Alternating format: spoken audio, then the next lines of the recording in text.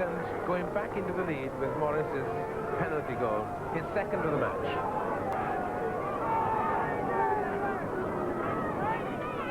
Smith, the gap's there. The cover two from New Zealand. Holmes is there. Wardlow's hack through.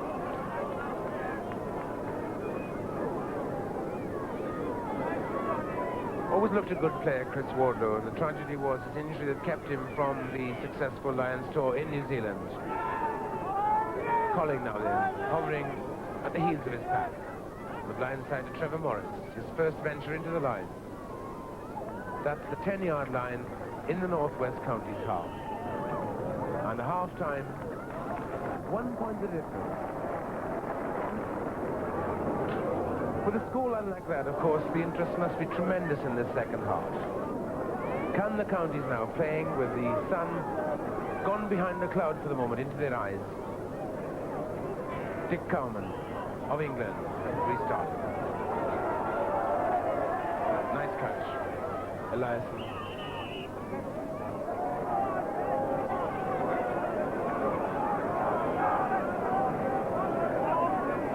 This one is going to be something which has been practiced, I'm sure, all through this week. A dummy. This is a big man like Ledbetter. Ledbetter into flank forward Tony Neary, into the 25. Back for number 8 called Peter Dixon. Tremendous run. Smith to Coleman. Lots of room to move. Not a good ball, though. That was a pity. He had centres Wardlow and Ruffley with him. That's a chance lost by the county side. And the game now switching from deep in the New Zealand half to the county's 10-yard line. Fullback Barry O'Driscoll of Ireland, a doctor in these parts.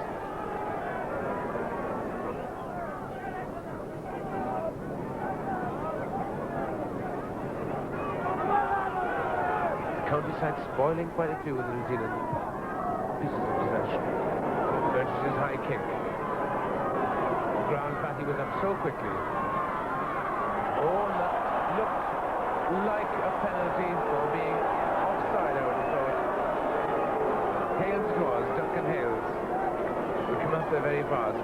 He got a smashing try against Ulster. Cowman's kick.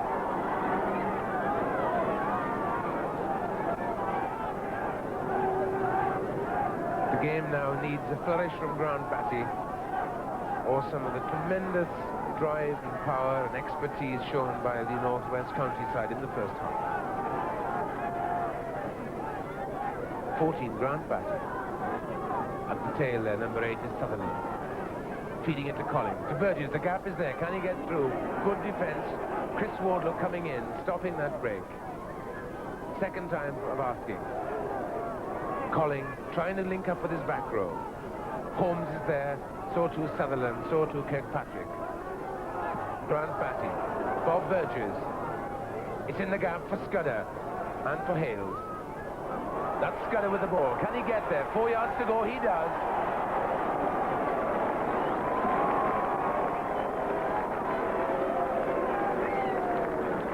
George Scudder of Waikato getting in there with a try that was desperately needed in the second half. 7.5 minutes we've had, and that's 4 valuable points to the touring team. Flag is on the 25.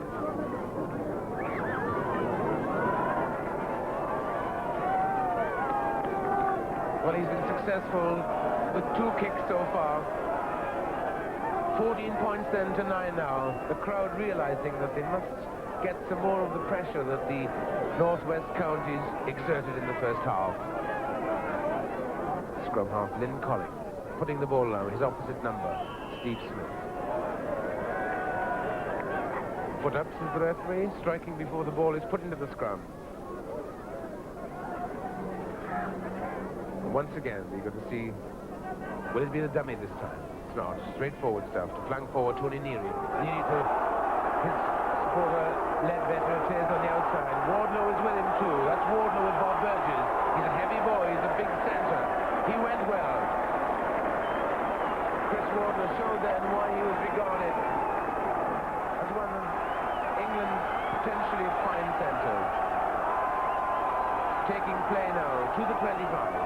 The All Blacks defending now in the 25. 7 at the back, Neary. In front of him, Peter Dixon. The catcher there was Ian Kirkpatrick for New Zealand. Lynn Collins' boot. That's Bob Burgess. The pick-up by Steve Smith. Dancing and dodging. That's the top forward. Cotton. Good run. Has he got the boot? A lovely run here by Maxwell. Oh, the scorer of a try in the first half went slipping away then. And I thought that Grant Batty was limping slightly as he went in chase of that man, Stuart Maxwell. Still then in the 25-yard line. And we've lost a boot.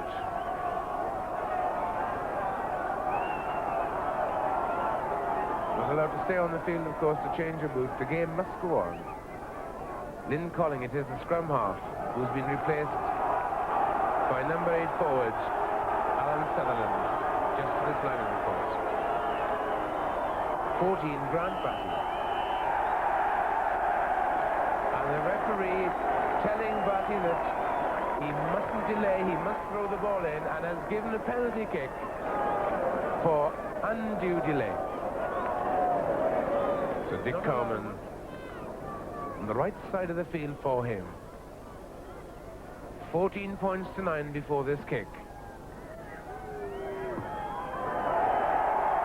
It's 14-12 now.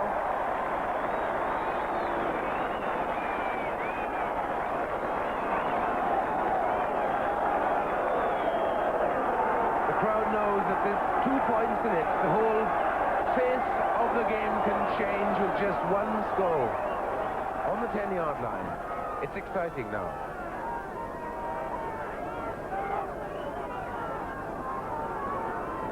Colling. Nearly up so quickly. So too Peter Dixon, the number 8 forward. And this is absolutely stupid.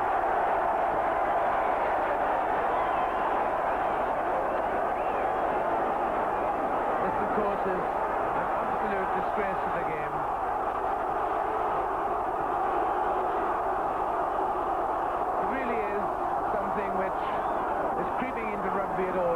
And certainly it shouldn't happen. Nothing is worthwhile all this. One of the gentlemen, Ian Kirkpatrick, trying to sort it out.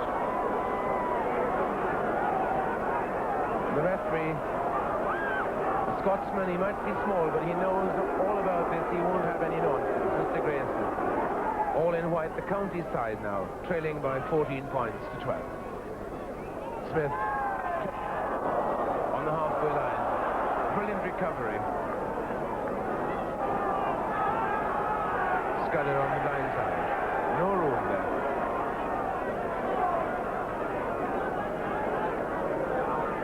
Over the top to Neary. It was straight. This is Fran Cotton, the captain this side. Dick Cowman on the burst. Once again, number 8 forward, Peter Dixon. Out this way to Chris Wardlaw. Wardlaw to full back. O'Driscoll looking for the gap, getting it to Chris Wardlaw. Wardlaw to centre three-quarter Ruffley.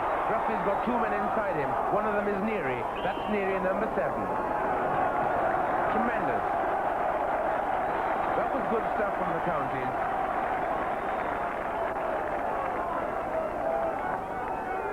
One score could do it now. New Zealand put in. Lynn Collins. Against the put-in. Picked up brilliantly by Kirkpatrick. Here he goes, on the burst. He's a big, strong fella. Sayers. This is flank forward Holmes. Here now is Hales, Duncan Hales. Scudder overran him. The pass was delayed. It's the duty, of course, of the man waiting for the ball to check his run, to pace it with the man in possession. Hales tried to draw the defense, which is the right thing to do. Right on the halfway line. County's ball.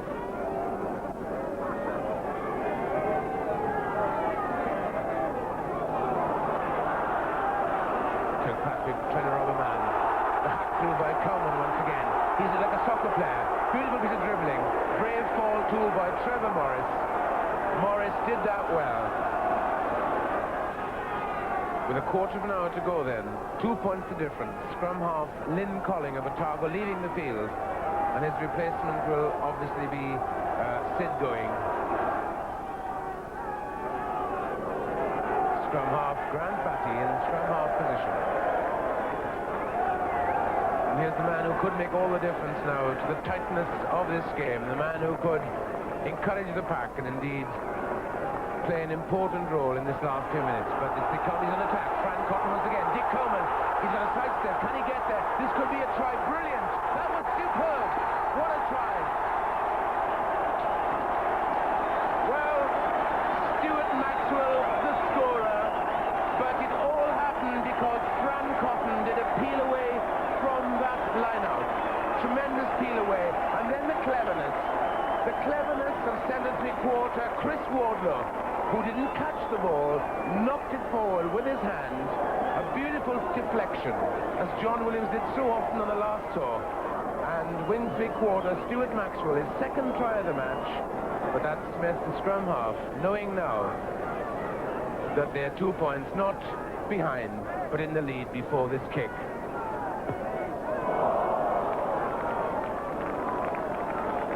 So we're now back in the situation of 2 points, but this time the other way.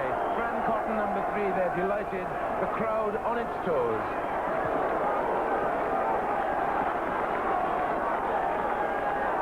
$14 for New Zealand. The little wing three-quarter Grant Batty.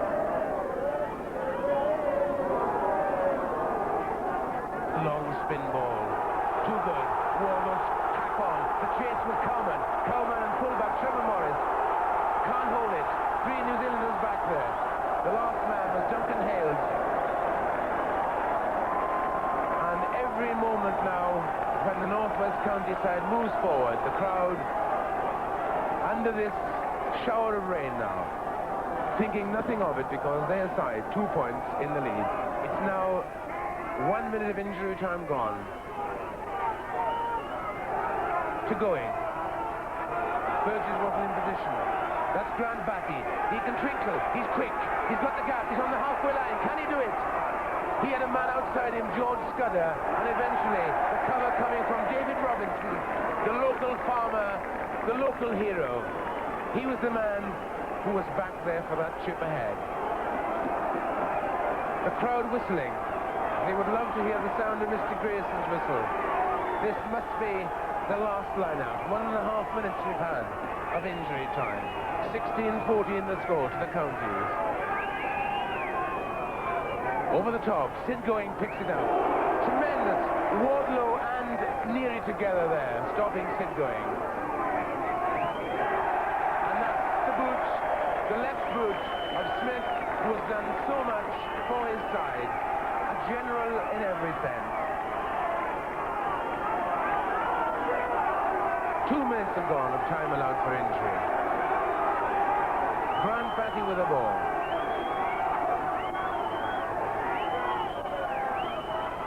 Up it goes. Smuggled nicely there by Eliasson. Going, calling for it. Needs it desperately now. He's got Burgess with him. Grant Batty's in the line. Over the top to Haynes. Batty.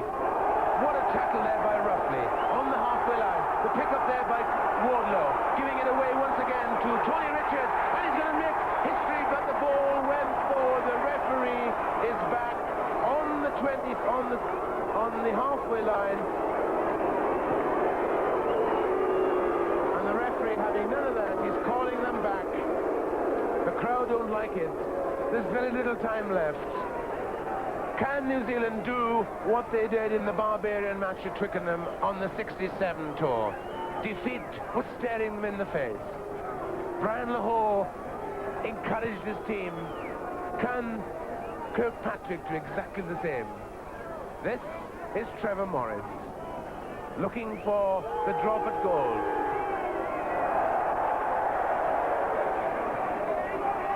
Grant Batty up very quickly. So to his home. This is Bob Burgess inside to Holmes. This is Alan. This is prop forward Whiting. There's the number 8 forward Alan Sutherland to Kirkpatrick. Going is there too. In the scrum half position now is Sutherland. looking for the ball. They need it desperately. 3.5 minutes of injury time. Mr. Grayson's 5th glance at the watch, to my knowledge. That's the 6th. It's seconds now.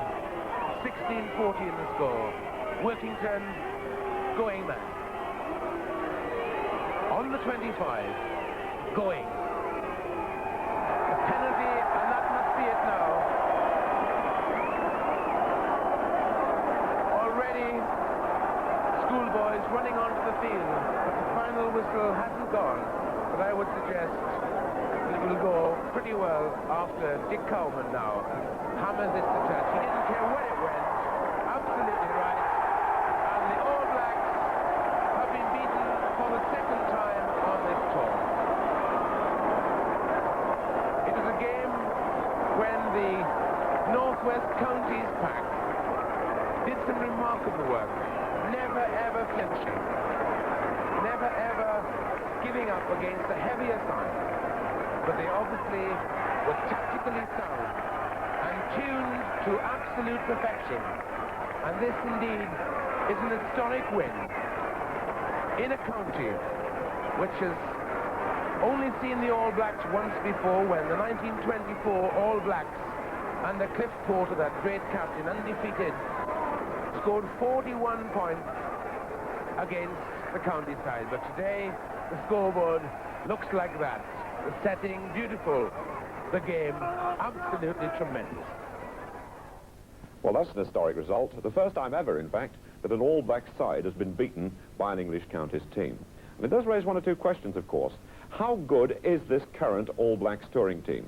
And how will New Zealand go when they play the full international matches? The first one's a week on Saturday against Wales. Well, now, Cliff Morgan's been joined at Workington by 2 of the outstanding coaching figures in this country. John Elders, the English coach, and Carwyn James, the Welshman who coached the British Lions on the recent successful tour of New Zealand, and who, of course, was coach to Llanelli, the Welsh side that beat New Zealand this season. Here now, Cliff Morgan. Well, my first thought must be how nice it is to be anywhere where history has been made. My second thought, perhaps, is this, that when a team sticks to a tactical plan and when every member of that side knows his job, then New Zealand rugby is not invincible. Thoughts now I'd like to share with 2 very distinguished coaches, John Elders, the England team coach, and Carwyn James, successful coach of the Lions, and Llanelli. You've seen the All Blacks twice on this tour, Carwyn? Just twice, Cliff, at Llanelli and here this afternoon. I must bring them bad luck or something, I don't know. I wouldn't want to see you again. Was it as bad a defeat, all that, for New Zealand, do you think, Carwyn? I think so, yes. They didn't play at all well today. They can play very much better than this, and I felt during the last fortnight or so that they're not playing to their potential. I don't know how hard they're training. Certainly they can do a lot of work in their scrummaging. The Northwestern Counties were far superior here. Had more ideas in the line-out, knew how to contain in the line-out, and I felt that they set up ruck situations better than the All Blacks today, which is quite amazing, really, and therefore got good ball. John, do you share that opinion? Yes, I would say that. I've seen the All Blacks twice previously, today once more than Carwyn, but having seen them, I've been convinced that the side that tightens the game, cuts out the errors, as Western Counties and London Counties did, could give them a really good game. And as you say, the tactical appreciation and the preparation of this side has really showed what can be done, and certainly they seem to have gone off the boil a bit this last week or 2. But you wouldn't go as far as to suggest that it's going to be easy for England, for instance. No, before I came here today, I thought it would be very difficult for a district, an area side, to beat them, but the international sides could beat them because they have these chinks in their arm. But today has been very heartening, not just for the Northwest, but for England as well. Tony Neary's deflection. The pick-up there by prop forward Anderson Coleman. A beautiful try. This could be one in the corner. Maxwell is there. Dick Coleman's on attack. Fran Cotton once again. Dick Coleman. He's got a sidestep. Can he get there? This could be a try. Brilliant. That was superb. What a try. The first international, of course, is Wales. I suppose selection, everything depends on that. Yes, I hope I was selected to choose wisely. But there are 1 or 2 changes I'd like to see made from the probable side that they picked. If these are made, then I feel that Wales can do extremely well against them. It should beat them. We must remember, of course, that I don't think they have a great deal of depth in this New Zealand side, and therefore they're in trouble in midweek. And I feel that some of the midfield players are hardly up to good club standards in the UK at the moment. Perhaps it isn't fair, you see, to judge New Zealand on a game like today. Or is it fair? Well, how do you judge a touring team? One's seen them twice with, presumably, their best side out on the Saturday games, and one has seen them today. And Carwin made the point about depth. And, you know, on a tour, you're reliant to a large extent on depth. Not just the side on Saturday can play better, but there's a great morale factor, I think, here, that if things aren't going well on the Wednesday, one is inclined to make changes and have the problems that Carwin perhaps didn't have in New Zealand, because, again, the victories are coming, and this makes life easier. You did have problems, though, because I think you're a great stickler for discipline, which sometimes is lacking in the touring side. And I sensed today when Grant Batty should have thrown the ball in, for instance, when Lynn Colling was off the field with his boot. Yes, and... Give the game away, a penalty. I was in that corner, or just behind, and I felt there was a bit of indiscipline then. They started talking to one another. After this had happened, obviously the forwards didn't like it, but he should have thrown it in. And I did feel that once or twice that they have shown a bit of indiscipline, which is very sad, I think, in a touring side.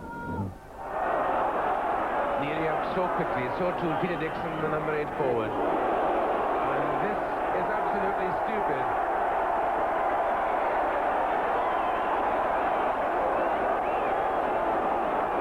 This, of course, is an absolute disgrace to the game. On this point, a lot of publicity in the last couple of weeks, John, about the fact that rugby is going to pieces slightly, that tempers are more easily afraid. Not New Zealand, I mean generally club rugby in this country. Are you worried about the fact that standards seem to be slipping in behaviour?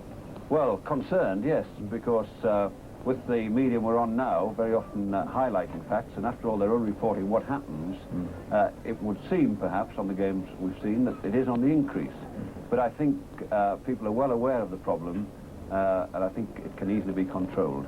I don't really have too many fears in that direction. It's not your fault. I don't mean you particularly, I mean the coaches. No, I think that last season at home we saw a wonderful international series, and if one easily forgets that when one sees a game perhaps like the Cardiff game against the All Blacks televised, and it can do an awful lot of harm, but at the same time people are very much aware of the dangers, and I think can be kept in check. Just a little concern, Cliff, but I feel that coaches and selection committees can put this right with the help of refereeing, strong refereeing. So let's have a quick focus now for the 4 internationals in this country against New Zealand. How many will the home countries win, John? You saying that, of course. Oh, well, yes, I'm just wondering who else can win. I think we'll certainly break even in the 4 tests. Yeah. Kevin? I think Wales will show the way, and then the others can follow.